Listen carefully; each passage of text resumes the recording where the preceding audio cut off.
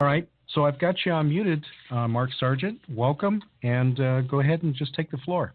Oh, and thank you for having me, Scott. It's a pleasure to be here.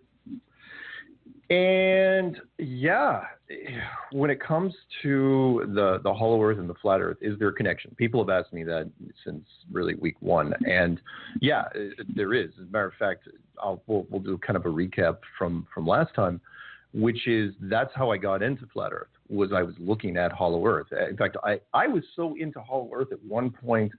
I remember vividly taking a road trip out to Mount Shasta in California in the United States to kind of look for, poke around and look for some old, seldom talked about Hollow Earth entrances. I thought that was kind of a cool thing. I loved conspiracies like that. And of course, all the caves and all the access points had been dynamited or welded shut, and everything was pretty locked down.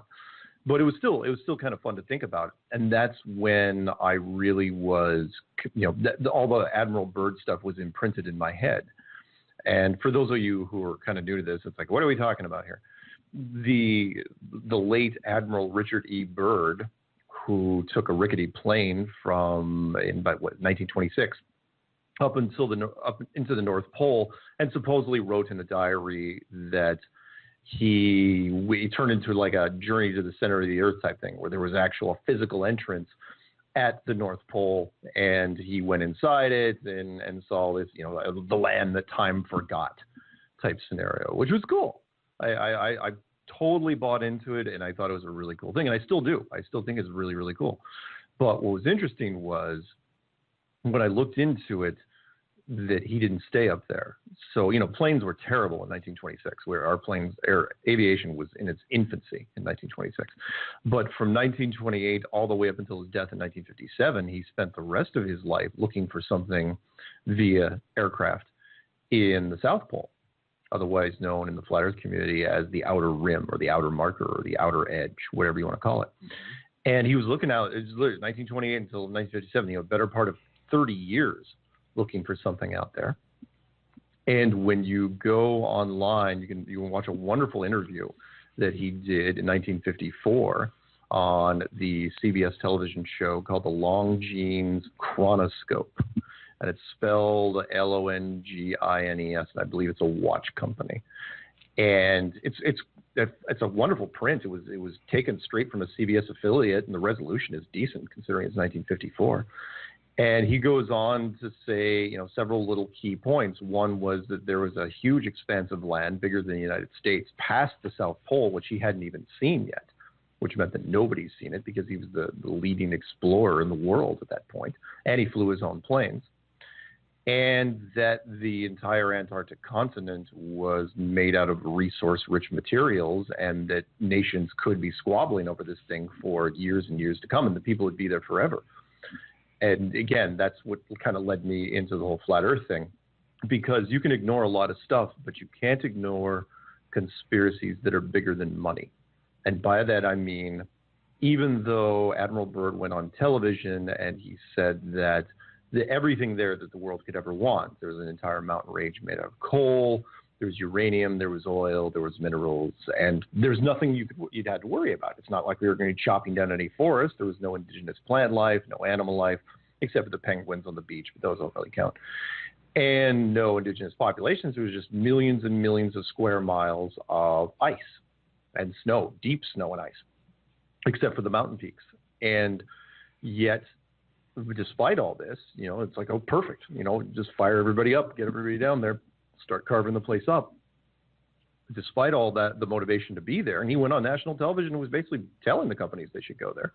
They put the Antarctic Treaty into place in 1959. And it says in so many words that if you are a corporation, not an individual, but a corporation, you cannot set up shop there ever. And that means any country, and no matter how much money, big players, China, Russia, the United States, no one's going around this. No one's trying to cheat. No one's trying to swindle. No one's trying to cut a backroom deal. How is that even possible? It's not. Plus, why would every nation unilaterally sign this treaty? China needs the resources. Russia needed them after World War II. They were rebuilding. So were the UK And the UK and Russia and Argentina and New Zealand and Australia and the United States, and Chile, they were all down there. And yet they all abandoned it because of something that Admiral Byrd found. And you guys hadn't figured out what I mean by now. I mean that way thousands of miles in from the beach was some sort of barrier, some sort of outer rim. Either that or he found another world on the other side. I don't believe it, though. I think we're in an enclosed system, hence the website enclosedworld.com. Mm-hmm. And that once they found out, it's like, holy smokes, look, we can go into it, but look at all the events that started happening after 1956. A lot of strange things started happening in this world. And it changed us forever. It changed how the government treated us as a civilization. Anyway, but so the Hollow Earth absolutely does dovetail into this. The reason is, because people say, well, you believed in Hollow Earth, but now you believe in Flat Earth. Can they exist simultaneously? Yes, they can, because we don't appreciate how thin of a band of altitude that we exist in. And by that, I mean 95% of our population lives between sea level and 5,000 feet, a mile, give or take. And that's true. At about 7,000 feet up, we start getting altitude sickness for a certain percentage of the population. And once you hit like 10,000, 12,000, it gets really hard to breathe. So you wouldn't need much of a cavern system to supply an entire civilization, which kind of circles back around to what I've been kind of talking about, which is if an entire civilization can live, think about our airplanes, for example. Our commercial air traffic cap out at about 10 miles. Spy planes, if you believe the declassified stuff, cap out at about 20 miles. So if you had a ceiling on a cavern that was only 100 miles high, that's all you'd need. And you could keep an entire civilization in there, which kind of, again, goes back into what are we in right now? People say, well, what's the dome made out of? What's the ceiling made out of? Is it a heavy element? Is it heavy water? Is it a frequency? Is it a solid structure? Is it a firmament, like described in biblical text? We could be in a hollow earth scenario, although it is so vast. I don't even know if you could call it a hollow earth, because we're more or less a snow globe. At that point, you just call it, a snow globe underground. But that's speculation mostly.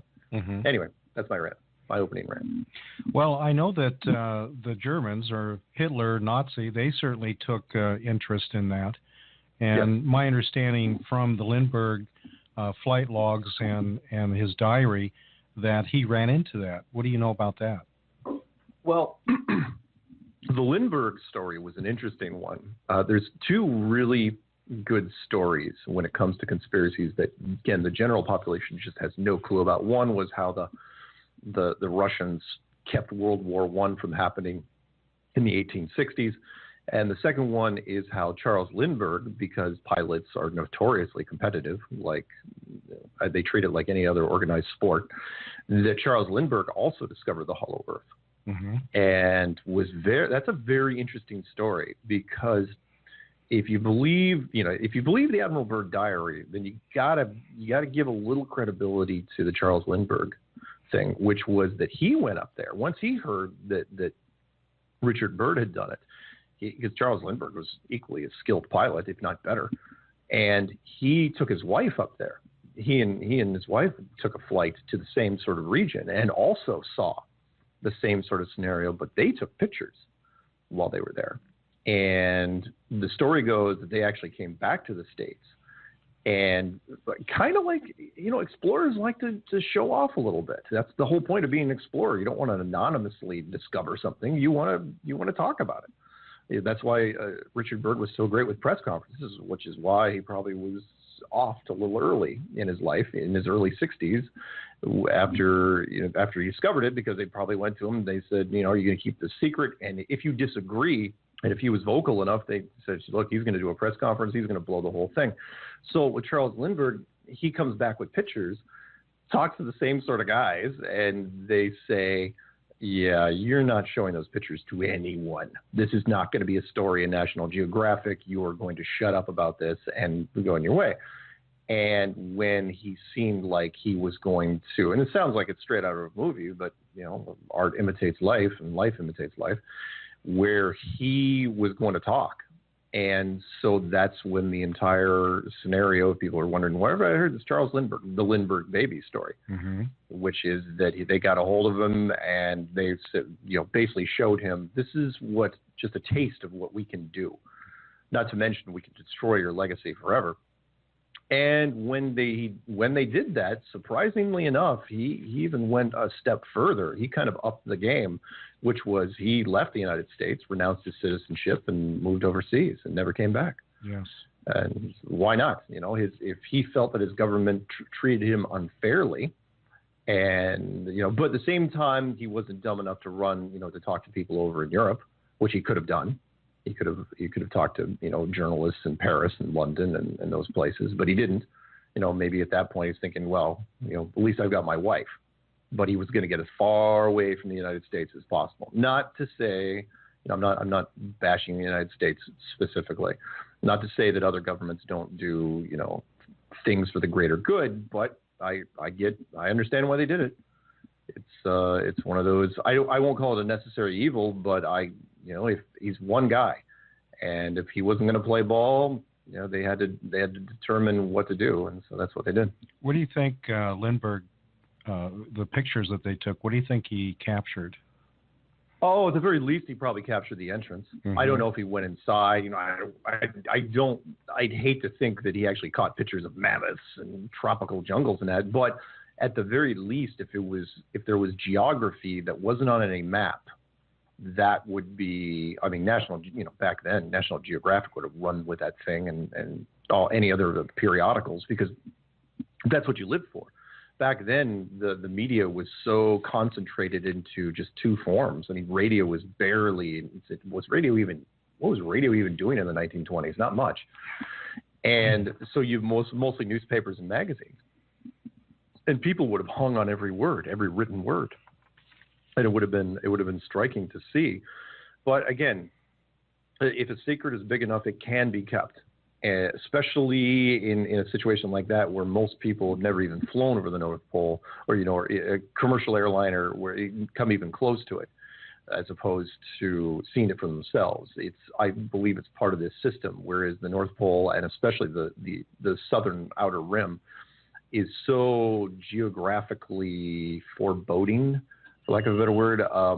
The negative reinforcement is so gradual, but so severe by the time you get out there that it scales up that nobody wants to go there. I mean, when's the last time you even talked to a person? So, it might be on somebody's bucket list. Oh yeah, I want to go to Antarctica and have my picture taken with penguins. But even when they go, that's all they do. They literally stay on the coastline. They maybe go on the beach for a second, say, oh yeah, I'm in Antarctica. You're not in Antarctica. And then you can get pictures. Royalty and celebs sometimes will do the South Pole thing, but they just go to where they say the South Pole is. Right. They're not allowed to roam freely. I've seen some video that apparently was from a Soviet space station where there was a large opening and something like an aurora borealis or some type of electromagnetic field was coming out of this thing. Is that something you've come across?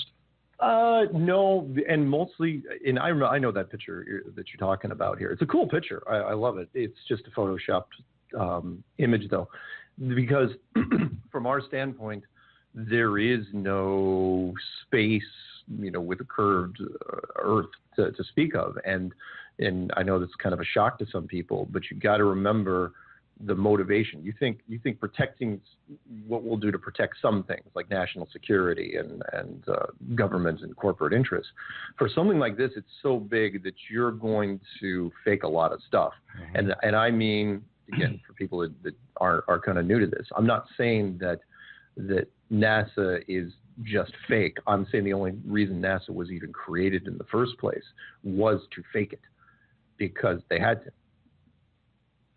So with Admiral Byrd first discovering this hole, did this lead him to think that maybe there was one at the other end, and this is why he went to Antarctica? I don't think he had a choice. I think he was ordered. He was a military guy. He was an admiral. He follows orders like anybody else. Now, when you get up to be an admiral, then you're following what chief of staff type people, the people that report directly to the White House, or higher bodies than that.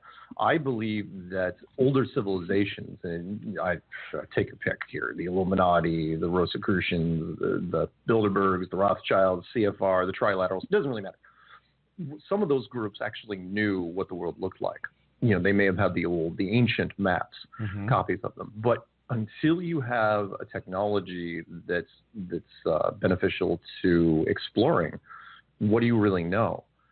So, and I've said this on several other things where it's like, look, you're the king of France in 1500. You've got a map that shows what the world really looks like, which is the UN flag, basically.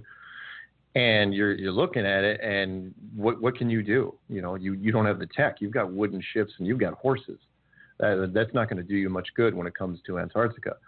So once the internal combustion engine came out in the early 1900s in the United States, and once they applied it to airplanes, and that was almost immediately afterwards, within 10, 15 years, then that's when you could do it. Then you could take, oil-powered ships, metal ships, because then your metallurgy becomes much better. Oil-powered ships out there, and then you could launch aircraft or seaplanes. Once your seaplane technology, planes with skids, and you can land on the ice. You can get all sorts of creative. But the point was, is that if you were exploring, again, all the moves that were made, really from the 1920s up until now, have been pretty much what you'd expect from an operation like this, a multinational operation, which is, first thing first, you would want to, once you figured out that the North Pole isn't what you thought it was, you've got to go out and look for the outer marker. But the outer marker is so much bigger than the North Pole. I mean, North Pole is just the center of the map. You just go there. Right. The outer marker, you don't know how far you have to go before you can actually judge the size of this thing, because you still have to reach an edge before you can gauge the distances. And so, yeah, I think they ordered him to the South Pole because, look, he's the greatest living explorer, and you had him during the peak of his exploring years for 30 years, 1928 all the way up to 1954, well, 55, 56. Better part of that, just flying around in the snow. That's all he was doing. And so, yeah, they wanted him to find it, whatever it was. So if you've got the maps, let's say you're part of the Illuminati. I usually try to lump everybody into one big soupy group, which I call the Authority. So let's say the Authority orders him out there. It's like, all right, don't come back till you find this. And so he's going, he's doing, tours and tours, and he comes back and does a book tour. And goes a couple more years, goes back, does a book tour. Nothing's happening. So by 1954, I think they had given up, which is so interesting because if you did give up, that's what they would do, and that's Murphy's Law. So he comes out, it's like, well, yeah, there's nothing down there except money, money to be made. So let's go make some. And then, his very next mission, which was Operation Deep Freeze in 1955, that's when he found it. And then everybody had to backpedal. Well, I noticed that the prior explorers, way back to the 1800s and so forth, never really found an edge. They were going for years and years and never found that edge. No, and I got to clear this up because a lot of people will mistake, things we've thought about, because the ancient belief of the whole flat Earth thing is like, oh, the water's going to fall off the edge. I'm going, no, because the Antarctic coastline is so huge. One, it's very, very tall. It's not Game of Thrones tall, but it's very, very tall. It's 150, 200 feet straight up of ice. And then what's interesting is the continent, which is unlike any other continent that's out there. It's this giant plateau. Most people don't even know. It's like most of this huge expanse of ice, regardless whether you think it's a continent or a giant ring around us, is at about 7,000 feet. It's huge. That's minimum distance. And then it goes up higher and higher. It's just this giant flat area with nothing on it. And if you're down there trying to explore, I mean, you couldn't ask for, again, if the system was made deliberately, and it was, in my opinion, then you couldn't ask for better negative reinforcement. Let's say you're taking a ship down there, right? Even an early metal ship back in the day, right? You're getting within, 200 miles of the shore, maybe, and you already see icebergs. If that doesn't turn you around, once you get to the shoreline, you get sheer wall of ice, just to get on dry land. And it's not even dry land when you get up there; it's still ice. And then, Once you get up there, with whatever supplies you brought with you, that's what you have to survive on, because there's nothing to cut down. There's no game to shoot unless you're eating penguins, and that's only going to buy you so much time. And then once you decide to head inland, you don't know how long it's going to be before you. I mean, it's just a horrible. The place just screams, go away. So the government didn't have to do too much. All they had to do was kind of do some subtle nudging here and there, and all of our civilization never decided to go. Well, obviously, Hitler had an idea, and along with his submarines, were already down there. And from what I'm seeing from Admiral Byrd's diary or his flight log, that was something that he'd run into. Now that was during the only break that Admiral Byrd had during his tours, his Antarctic tours, which was during World War II. Everybody that was down on the ice left the ice to go do the World War II thing, right? Except for one country, and that was Nazi Germany. And that turns into a straight up Raiders of the Lost Ark type scenario, which is great. I mean, that's some great storytelling right there. I'm wondering if Spielberg might have grabbed some of it, which is they were the only ones down there. Why was Germany down there during World War II? It was because they were looking. The stories weren't wrong. They were looking for anything metaphysical, anything ethereal that's out there that could help them win the war. Why not? If you could find a secret weapon like the Ark of the Covenant or the Holy Grail or whatever it is, you're going to use it. And so after World War II was over, and Admiral Byrd was literally there at the end. He was at the signing ceremony in the Japanese harbor. I think was MacArthur there? I can't remember. He might have been there too. And he was there for the signing. And right afterwards, they launched a massive military operation called Operation High Jump. Now, it wasn't like the Normandy operation or anything like that. It was a full-blown carrier group. He took a full-blown military operation down to Antarctica. And to this day, they will never say what it was really for. They were saying, for scientific research. It's like, really? It's a full-blown battle group. You wait for the support ships, the whole 9 yards. And you went down there with a carrier group, and he was the guy that led them. And the stories that are coming out of that they're so wide. They cover such a wide band of possibilities. But the one that I liked, there's two things that happened here. One, whatever happened was over and pretty much forgotten by the time, and this was in 1946. So World War II ended in 1945. 1946 was when Operation High Jump was happening down there. And when he gets down there, whatever he did accomplished its goal in one form or another, whether or not, whatever opponent he had faced down there. If they were trying to root out the Nazi bases, that's one thing. But it was obviously over and done with, because by the time 1954 rolled around, which was only 8 years later, there were lots of countries down there, and everything seemed to be business as usual. So whatever the Nazi problem was in 1954 was gone. It was long gone. There wasn't even an issue. So what happened to the remaining Nazi forces if they were down there?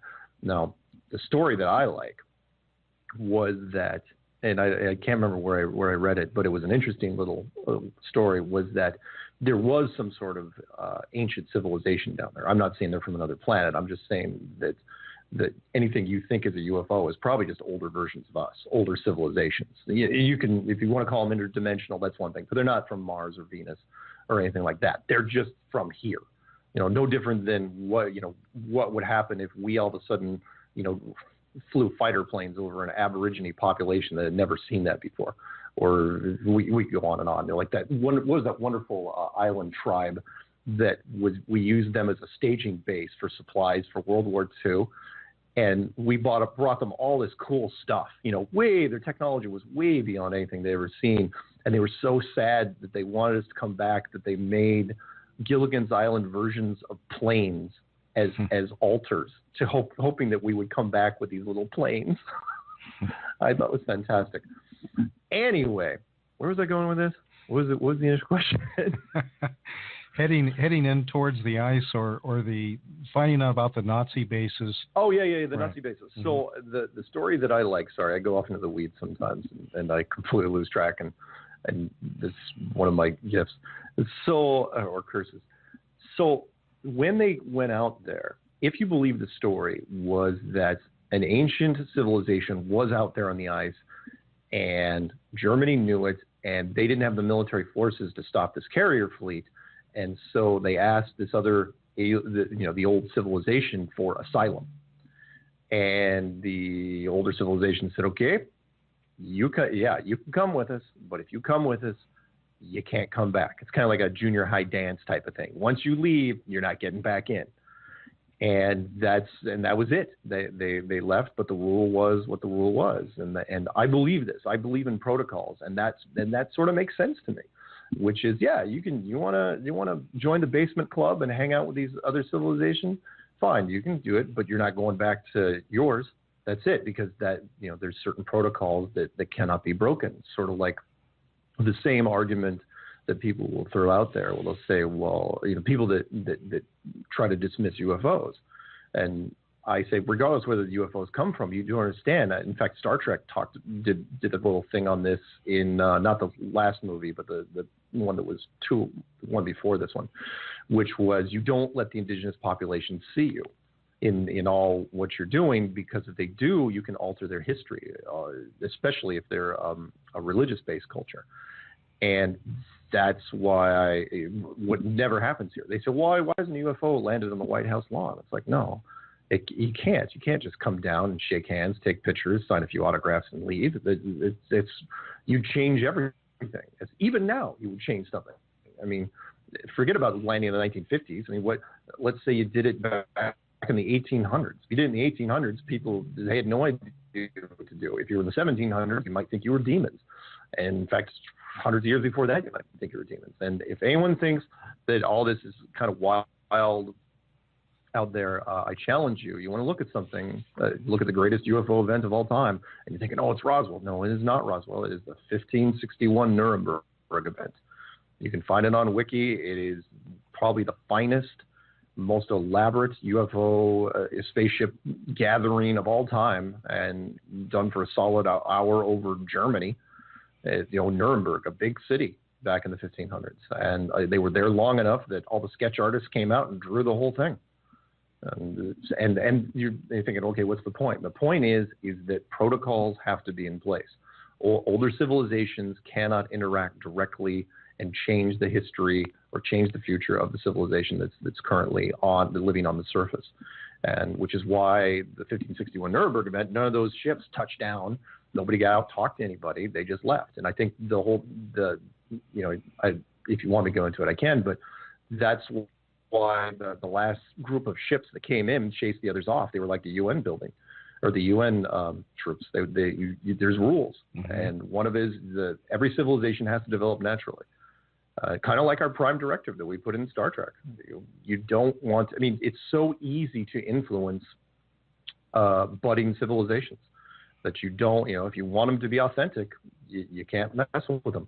I mean, yeah, you can pick off a few people in some mountains or the water, woods or whatever, but you can't land in Main Street anywhere and just start messing up things.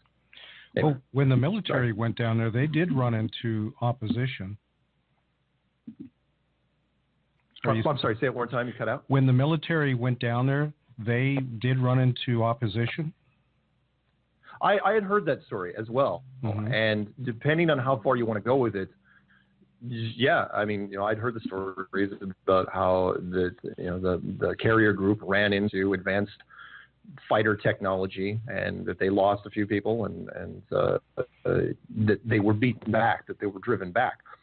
Is it possible? Sure it is. But could it also be, let's put it this way, if it wasn't decisive though, if there wasn't, let's say they went down there and then they did engage in, I wouldn't say just the Nazis, but this advanced technology, and it could have been a minor skirmish, but whatever it was, they didn't send any future operations down there.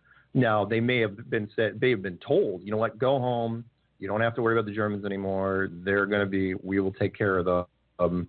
And they will never be a part of your world again. And at that point, it's all right. So it's kind of a push. It's not necessarily a win. I mean, you didn't get to say that you crushed the Nazi fleet, at least not publicly. In fact, it's a story that you're going to squash as much as you can, because even if you don't, in fact, you sign gag orders as much as you can. You limit the amount of troop involvement, and make sure that nobody spills the beans when they get home. Of course, it sounds like a few people did, because people are going to talk, kind of like Roswell. But whatever it was, it doesn't bother me too much, because again, by 1954, the lead guy, the guy that led the charge down there, he didn't seem to care. You watched his face; he didn't even talk about it. It was like Antarctica was just another day for him. Well, I know in his flight logs, he did eventually run into types of flying saucers and everything. Why don't we go in that direction so we can start heading down in the hole? Sure. Admiral Byrd, of course, depending on what you look at, do I believe that all of his diaries are authentic? Or flight logs? Maybe. But since he flew, of course, he flew enough planes, and he flew planes back when, there were things known as the Foo Fighters. And the Foo Fighters, of course, not just a band that is based off those little weird colored dots that would fly around planes during World War II. They seemed like probes or cameras or whatever you want to call them. But it was interesting that both sides thought they were the other. So the Germans thought it was us and the British, and we thought it was the Germans. Well, why wouldn't we think it was the Germans? The Germans had such advanced technology. So, Admiral Byrd, of course, he saw a lot of stuff, but he couldn't talk about it that much, because he was still considered, remember, spaceship, the whole UFO sci-fi world didn't even really come into existence till the later part of his life. The early movies, like the Day the Earth Stood Still and When Worlds Collide, they didn't come along till later, till the 50s. So whatever he saw, you didn't really talk about that much, because it wasn't that people would label you crazy, because people didn't know how to react. UFOs weren't even a real thing. You got to remember, the first coined term for flying saucer was Kenneth Arnold, which was up here in the Northwest, next to Mount Rainier, of all things, right, where he was flying above them. A training operation where there was, I say training because I've seen the same groups using night vision in Colorado, which is small ships, small craft, not very big, about the size of cars, maybe a little bigger. And they're all linked together by some sort of electromagnetic tether. And they, for safety reasons, nobody bumps into each other. And it seems like, honestly, every time I watch them, it seemed like driver's ed. It's like, oh, I get it. You're teaching them to fly. It's very cute. But he saw them from above. He was flying. They were flying above the tree line in the Northwest near Mount Rainier. And he said that's where he came up with the whole, they look like upside down tea saucers. They had that sort of dimension. So, are you still there? Yes. So when Admiral Byrd, from his logs and everything, it says how he then was surrounded and they took him to a certain point, or he saw an opening in the ice and all that. What do you think went on? Whatever that was either suppressed or discredited as much as possible. I mean, the only thing that I know about the diary stuff was, again, it's tough for me to look at it all as, you don't know which parts to pick out and believe. I mean, you can, everyone's got their favorites, of course, but if he was taken inside the core, or inside some sort of hollow earth theory, again, it wouldn't have to be very big, not at all. Even a 10-mile high opening would be nothing. It'd be more than big enough for a plane. Planes can operate in much smaller distances than that. But if he was taken in there and if it was of high importance, they would have kept him there. They would have made up reasons, and he would have kept going to the North Pole. But instead, again, he just kept doing South Pole, because, again, it made sense. At that point, you think about it, if you're the authority, you want to confirm what is going on. You want to confirm the old maps. And the first thing you need to do, again, is to create the boundary. And they did that brilliantly, because they Not, once you have the center point, okay, fine. Let's find the first outer edge. That took a long, long time, even with refueling, which meant the outer edge is thousands of miles from the coastline of Antarctica. It's not like the Antarctica. The edge is not what everyone thinks. It's this hard edge. Oh, the Antarctica. That's it. That's the edge of the world. No, it's probably thousands of miles inward, enough that if you have decent prop planes back in the 1950s, you still weren't finding it. And you, of course, you're going to search in a grid pattern. You're not, but eventually you're going to figure it out. But do I believe that everything they said about the North Pole is true? Maybe, or was it a decent distraction enough that it kept people from looking at the real target? Because that's how I got into flat Earth. Was I looked at, the only reason I got into flat Earth was that when I was looking at Antarctica, Richard Bird's name came up. In fact, if his name hadn't come up as many times down in Antarctica, I probably wouldn't have paid that much attention to it. And then, I started putting the things together, all the weird things, the high altitude nuclear weapons testing, and, by the United States and Soviet Union, and then the Antarctic Treaty, and then NASA being formed, and then it just keeps going on and on from there. Well, I understand, too, that 2002, a California TV crew disappeared who went down there to film the documentation of some type of terrain underneath the ice. Do you know anything about that? Yeah, I'd heard about it. Again, if they were down there and they went to the wrong place, they are going to be taken care of. This is the big reason that you cannot underestimate what the powers that be will do to keep certain secrets. This thing is so important that you don't even want to let corporations go to. You will rather sacrifice billions of dollars in generated revenue to keep people out of there because they well, why would the Antarctic Treaty be so important? Because if you're an oil corporation that has billions at revenue that you can get in multiple different forms, then what happens if you have a plane? Because remember, you can get lost down there pretty easily. You have one of your survey planes goes off course. Are you going to track this plane? Are you going to tail it? How many are you going to be able to tail it without them knowing that you're tailing it? What if they start going into a zone where you don't want them to be, where there's things happening that you don't want them to see? But what happens then? And then on top of that, if you are this corporation and you start encroaching on things, it's like, well, we want to survey this area and survey this area. You get to the point where the government says, yeah, you can't go past this point. And you're the corporation. You go, why? Why not? It's like, well, national security. It's like, what are you talking about, national security? Nobody owns Antarctica. There's just too many weird, awkward discussions and situations where, as a government or the authority or the powers that be, you don't want to be involved in. So it's all or nothing. So at that point, you just tell them, it's like, you know what? It's just going to be easier if we just shut this whole thing down and not let anybody come in here. And it's worked. It's worked really well. What surprised me, though, is how well they've controlled the media side of things. Meaning, if I'm the head of, let's say, ExxonMobil, right, and I've got a lot of money, I can frack in your backyard right now if I wanted to. I'm not only am I not allowed to go down to Antarctica, I'm not even allowed to talk about it. That's the part that raised eyebrows for me, which was, look, I'm the head of ExxonMobil. I know the editor at the New York Times and the Boston Globe and the Washington Post and so on and so on.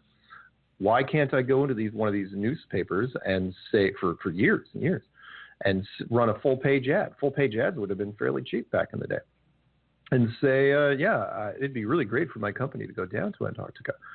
And they're not even allowed to do that. And lobbyists down in Washington, D.C. in the States, they have the most powerful thing that's out there. They can influence anybody. Lobbyists aren't. When's the last time you even saw a story anywhere? And this is the internet age. Yeah. When you saw a story of anybody that's fighting to get rights to go into Antarctica? It's unheard of. It's what conspiracy is bigger than money, and this is it.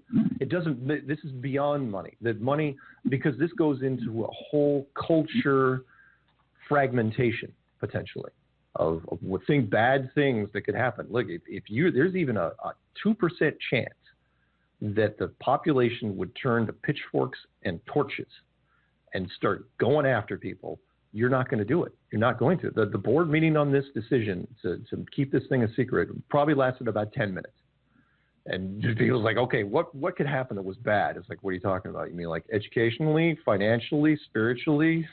Take your pick. The whole thing could come crumbling down around our ears in a matter of a month. It's like, yeah, okay, we're going to drag this thing out as long as we can.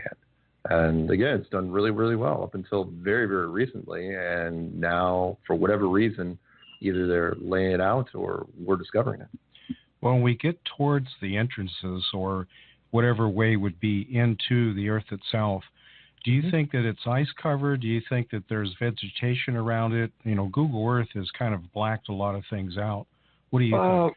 Well, one, you can't trust Google Earth anyway, or the GPS system, because it's all fabricated. So kind of like GPS system, people say, well, no, I use GPS to do stuff. It's like, look, GPS was designed by the United States Department of Defense back in the 90s. It's pure military. So they can not only, on small doses, they can tell you where to go to get your morning coffee, but they can also guide your plane around things. If they don't want you near something, they can correct the course in that plane in 2 seconds. Most planes pretty much fly themselves. But when it comes to the hiding, things like the any entrances, they're well hidden. And they've had 6 decades to do it in an almost an unlimited budget. The only thing that they have a limit on is technology to do it with. And so you might as well ask at that point, I'd answer it the same way I do when people say, what's the firmament or what's the dome made out of? But take your pick. You know, if you're into science fiction, there's a half a dozen disciplines you could turn on. You know, is it a high frequency? Is it a electromagnetic field? Is it a heavy element? Is it a heavy water? Whatever force field technology you want to come up with, take your pick. It could be used, but whatever it is, it's probably using some sort of stealth material, so that even if a random something or other came by it, they wouldn't notice it. Wouldn't be glaring. Well, wouldn't be red. Yeah, I've seen lots of claims that once inside, there's lakes or oceans or even suns, all kinds of other types of inhabitants, whether they're human or reptilian or whatever. What have you come across?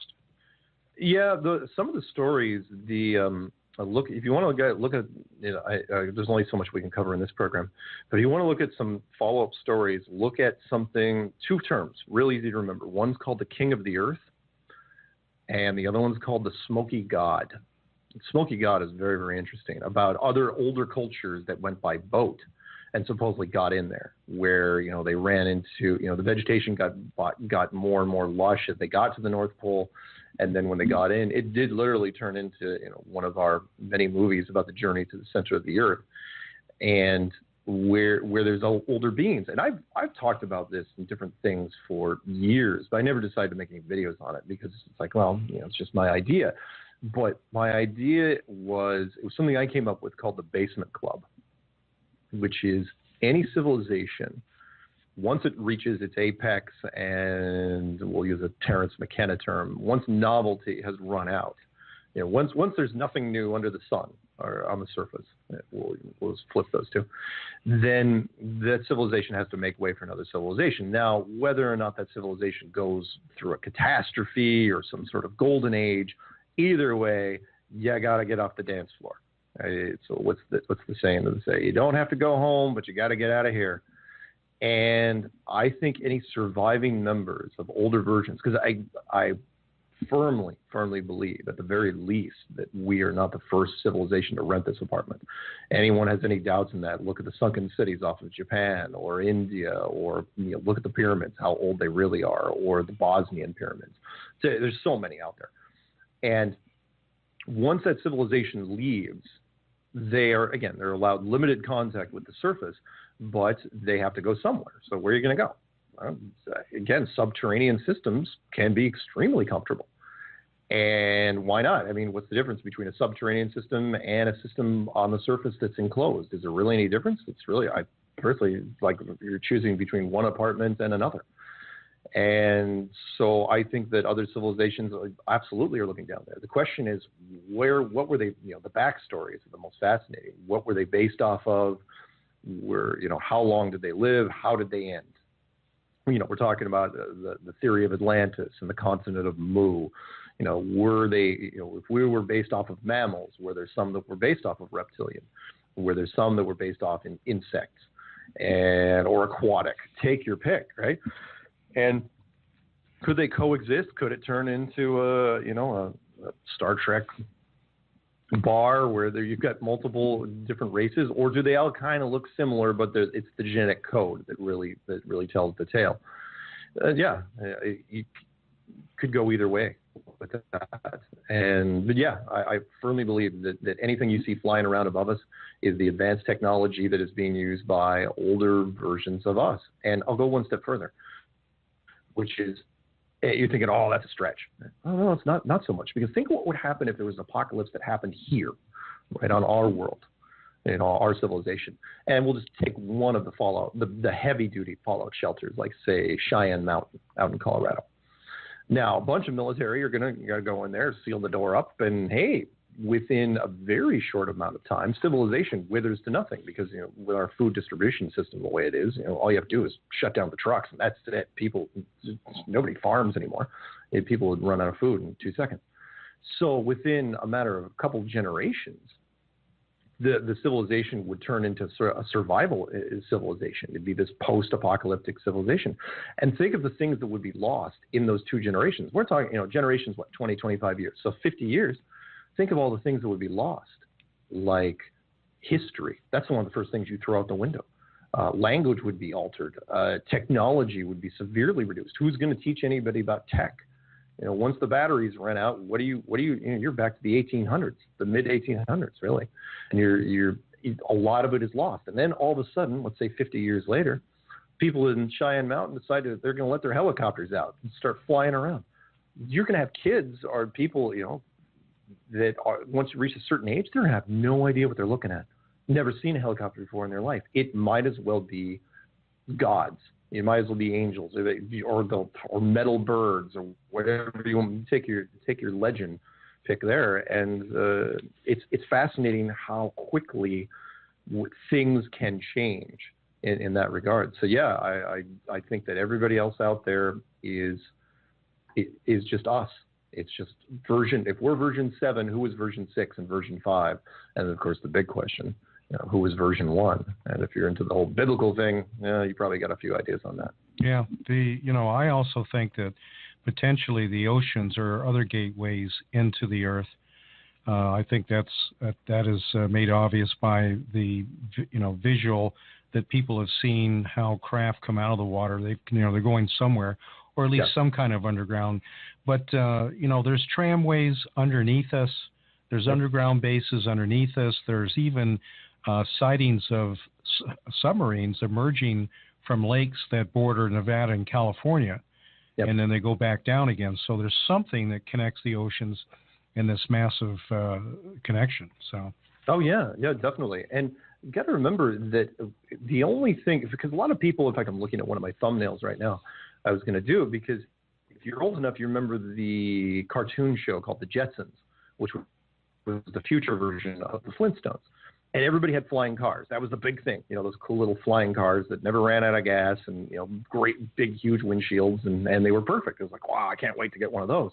We should have had flying cars by now. And really, any UFO technology is based on this. It's based on the UF engine, the Unified Field Engine. Which is based on the unified field, the equation that's never been released that Einstein supposedly was working on, and I think he finished, but he wasn't going to let us have it, which was the balance between electromagnetic waves and gravitational waves. And if you had a power source that can manipulate these 2 frequencies, then you could have a craft that could basically fly at any speed and with instant velocity with no G-forces. Which is, it's amazing. Plus, it's an all-in-one vehicle. You even try to introduce a vehicle like that into our technology now. Well, one, you couldn't anyway, because once you have that, then you know where you are. Because the first thing you do is you just crank it and see how far it can go up. And once you realize what the world really looks like, well, then the jig is up. But the other thing is, if you try to release a technology like that now, the economy, the world economy, would just self-implode because it's an all-in-one vehicle. The standard UFO model, which we all know and love, is a car, it is a submarine, it is a spaceship, it is an airplane. It replaces all these things. It's like the iPad, they call it the iPad like the everything killer, or the smartphone, the everything killer. And it's killed off a lot of smaller industries. But the UFO engine would kill off all the major industries. I mean, you're talking about simultaneously killing off rail, airplane, car, ship, and submarine, rendering all obsolete literally overnight. No, we couldn't survive that economically. There's too many industries tied to it, including, the military. The military would have to rebuild from the ground up. Have you ever seen a connection with the Mariana Trench at all, with subterranean? No, not really. I mean, yeah, there's probably some entries down there to do different things. I mean, ocean entries would be quite convenient because, one, we had our deep sea bathyscaps. The deep sea vessels are very limited and it's very slow moving. And the only people that can get down to any depths are the military, and they can keep a secret for the most part. Just if you just not show things on certain radars. So at that point, you just create some sort of, again, electromagnetic field, some entrance that, doesn't allow the water through, or, treat it kind of like a toilet thing where pressure keeps it going. And that's it, and you've got it. And then you don't have to worry about going into weird caves or flying too far north and too far south. You can just use the ocean. And since the ocean is everywhere, why not? And there's plenty of Navy personnel that have mentioned sightings over the years. Big giant craft that are coming in and out of the oceans. And maybe that's one of the keys when it comes to the ocean. Maybe the bigger craft have to use those because otherwise you're getting too close to land and it would be too visible. Well, I know that Bush Jr., when he was in office, he made the Mariana Trench off limits to everyone. And it's only a selected few of the military that are allowed to go there. So sure. There's got to be something up with that. Well, maybe. Go ahead. The movie The Abyss, one of James Cameron's first from the late '80s, kind of touched on that. Where in fact, you wonder where they got that, because I think wasn't Bush in office in 1988, 89, where there was this deep sea. The climax, the last hour of the movie was there was a giant spacecraft at the bottom of this very, very deep place of the ocean. Mm-hmm. And this private oil firm accidentally ran into it because there was a military conflict up top. And sure, why not? Again, if you have a UF engine, pressure doesn't mean anything to you. It's the field can hold anything. So water pressure, now granted, they move a lot slower underwater. They don't move 5,000 miles an hour underwater. But at the same time, you're still moving very, very fast. I mean, I've still heard reports of several hundred miles an hour under the water, which is extremely fast. The fastest boats I think we have can't even break 200. And that's on the surface. Yeah, I understand that some of the torpedoes, the theory of they have a little air bubble on the front of the tip when it goes through the water, and they literally can go several hundred miles an hour. It somehow reduces the friction. So I think that it is possible. Now, the area you live, is there a lot of UFO sightings in that area? The Northwest isn't as much, but I think that's mostly because of visibility issues. Where I'm from, where I spent the last 20 years, which was in Colorado, Colorado has 300 sunny days a year. So Colorado's great for that and it's clear. It's it's high altitude, 5,000 feet minimum, for most parts, and so it's great visibility to see all sorts of stuff. That's where I did some wonderful night vision sighting. Out here in the Northwest, though, there's a place down south of Seattle that gets 220 overcast days a year, which is, means you're not seeing anything really. It's very, very, very, very limited to what you can do here. Mm-hmm. I mean, I've gone on some clear nights and I have seen things, sure, but I have to wait for the clear nights. Whereas in Colorado, you don't have to wait at all. I mean, most nights are clear. Yeah. Colorado is technically a high desert. We're pretty much in the same area, so we've just been hammered by rain again and again and again. I've never seen rain like I have this year. Yeah. Ever. It has been incredible. So you've got a website and you've got lots of videos for documentation. You want to tell us about that? Sure. The website, which I started based on my original video series, which was just a thought experiment that went horribly wrong, and I put out there. It was called Flat Earth Clues, and the website I built because Coast to Coast had interviewed me almost immediately, which I thought was odd, and they were upset that I didn't have a website. So it's like why would I have a website? I didn't even think this thing was going to catch on. So the website is called enclosedworld.com, because not only do I believe that the world that we live on is flat, I believe that it is a giant enclosed system, like a terrarium / planetarium / wildlife preserve / Truman Show / Hollywood backlot. It's basically you're in a building, is what I'm saying, and the building is so big that you can't see the boundaries. And we figured it out. The government figured it out in the 1950s, and they decided not to tell anybody. The videos, all the videos, if you go online, all you have to do is go to YouTube. That's probably the easiest way. And type in, if you want to see my stuff, type in Flat Earth Clues, 3 words, Flat Earth Clues.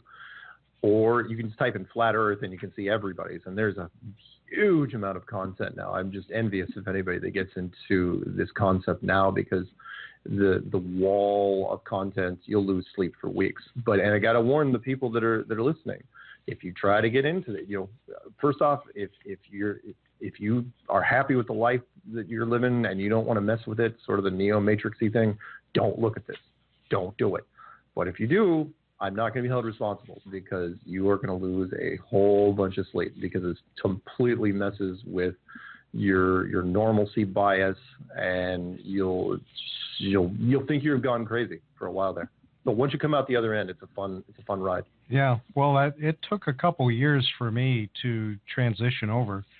I first looked at it and thought about it, and then finally there was just a day, it's got to be. And so that was why I had you on a couple months ago. Yeah. Do you have some contact information in case someone's got a question? Sure, you bet. You can email me. I've only had one email in my life, except for corporate emails, and that is msargent23@comcast.net. And if you don't remember that, that's fine, because it's literally on the description page and of every video I make, and it's on the end of pretty much every video I make. My phone number, if you want to call and leave phone messages, is 303-494-6631 or 720-897-6111, and those numbers are also out there. And again, everything goes to voicemail. I have to screen. I put my phone number in literally the first video I made, and thinking, oh, well, because I wanted to say, if anyone thinks they can prove Flat Earth wrong, go ahead and call me. And nobody called me everyone just called me thanking me, and then the interviews and stuff started happening. So yeah, that's the easiest way to get a hold of me is by email. Email is probably quicker, because I can get through them faster. Phone messages, I appreciate all the phone messages. And if anyone wants to to talk to me about other things, just either way. Right. I didn't get a chance. I've been very, very busy to get your stuff up on my site on Tinfoil Hat Club, but I will do that tonight, and cool. I'll confirm all the information on the website. So as I close out here, is there something you want to finish out with? Yeah. This thing has gotten so big. Let me close with a, what you could be missing type of thing. In case you've been hiding under a rock for the last, better part of 2 years now, something's really been happening with our civilization, which is if you typed Flat Earth into a search engine, even in the beginning of 2015, you would have gotten maybe 50,000 results. You type Flat Earth in now, you sort by upload date, we're pushing about 17 million. That's a pretty big jump. And you're thinking, well, what's that compared to? Okay, type in Donald Trump, the most talked about president going to be of all time before it's over. He's coming in at about 18 million. And we're doing that without any marketing dollars at all. And it's gotten so big that, heck, there's a conference, the Flat Earth International Conference. There's a tour, a Flat Earth International Tour that's happening in Europe already. And the Americans are going to do a Flat Earth International Conference here in the fall in Raleigh, North Carolina.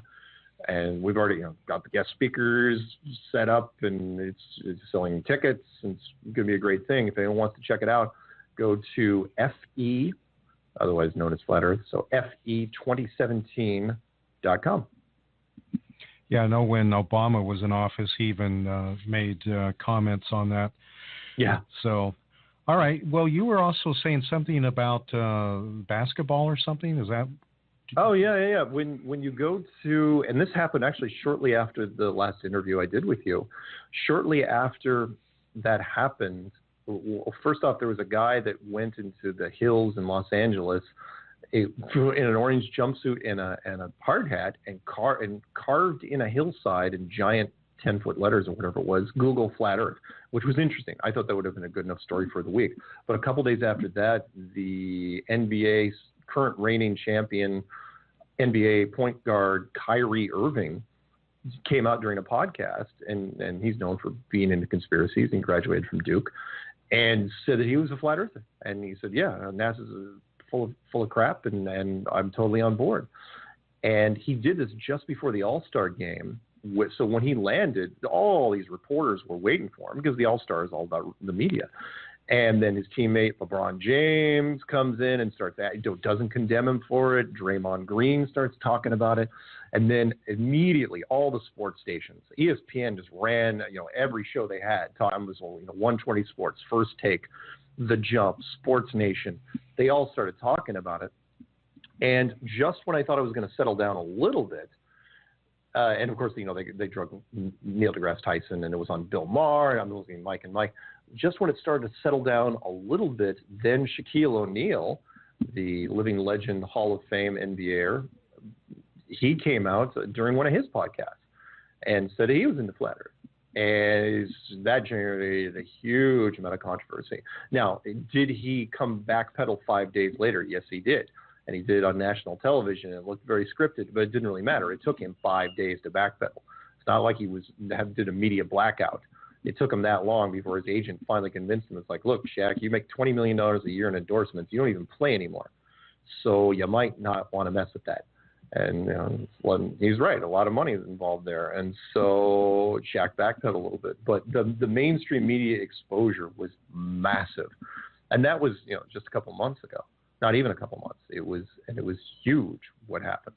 And so we've been riding this wave now, this big push. And the timing couldn't have been better because that's when all of a sudden we started pushing the conference and a lot of so many more millions and millions and millions of people. I mean, heck, Kyrie Irving alone has millions of Twitter followers. Just him, let alone the other guys that are out there. So, and it's out there permanently. So if you type in flat Earth into just into Google, you'll run into a lot of celebrities recently, which is mostly athletic, which is an interesting thing. But it made sense because, especially with basketball, they're on the road a lot, which means they watch a lot of media, and can't wait to see if anybody, because baseball season's just starting up. Hope a few baseball players jump in on this. Well, Mark, I want to thank you for being on tonight. It's been a couple of months, and when we did the Flat Earth, in fact, if you go back to the archives, that you'll find that, and I think that you also made a video of that show too, or that's what you've been doing, and you'll probably do one of this as well. Yeah. Right. I take the interview and then I put a bunch of Flat Earth slides behind it. I don't sync it up with anything because it just takes too long. Sure. And then I put it up on YouTube on my YouTube channel, so you'll be able to find it. You can go to my YouTube channel. It's called Mark K. Sargent, but again, it's not as easy as to remember as just typing in Flat Earth clues, and eventually you'll get to me. Right. Okay, well then, when you have something, your new projects or whatever you're doing, we'll have you back. Does that sound pretty good? Yeah, sounds great. Okay, Mark. Thank you very much. Thank you.